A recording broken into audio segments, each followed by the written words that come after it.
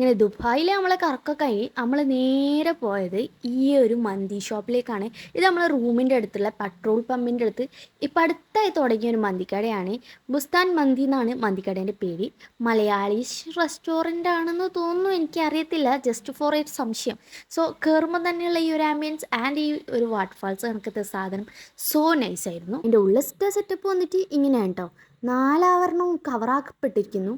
നാലാവരണം അങ്ങനെ എന്തോ സാഹിത്യം പണ്ടേ വശമില്ല. സോ പിന്നെ നമ്മുടെ മന്തിയും നമ്മൾ ആന്ധ്രവും മന്തിയും തമ്മിലുള്ള ഡിസ്കഷൻ ആയിരുന്നു. ഏത് മന്തി വേണമെന്നുള്ളതായിരുന്നു അടുത്ത ഡിസ്കഷൻ. സോ അത് കഴിഞ്ഞ് ഫസ്റ്റ് തന്നെ നമുക്ക് സ്റ്റാർട്ടപ്പായിട്ട് സൂപ്പ് കിട്ടിയിട്ടുണ്ടായിരുന്നു. കാണാൻ വലിയ കുണവുമാണോന്നും കാണൂലെങ്കിലും സംഭവം കിടക്കാച്ചി. എനിക്ക് ഭയങ്കരമായിട്ട് ഇതുവരെ കഴിച്ച സൂപ്പിൽ എനിക്ക് കുറച്ചും കൂടി ഇഷ്ടമായ ഒരു സൂപ്പായിരുന്നു ഈ കാണുന്നത്. പിന്നെ അതിൻ്റെ കൂടെ കുറച്ച് സാലഡും കൂടി വരും. ഇത് കാണുമ്പോൾ ഇങ്ങനെ ചിലപ്പോൾ ആടിന് കൊടുക്കുന്ന ഇലയിലായിട്ട് തോന്നെങ്കിലും മനുഷ്യൻ തിന്നുന്ന ഇല തന്നെയാണ് കേട്ടോ.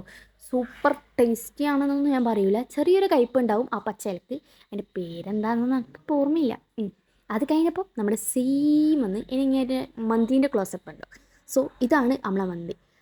അതിൻ്റെ അതിൻ്റെ മുന്തൂറിൻ്റെ കയ്യും പുടച്ചോനെ ഈ കാണുന്നതാണ് നമ്മുടെ മന്തി.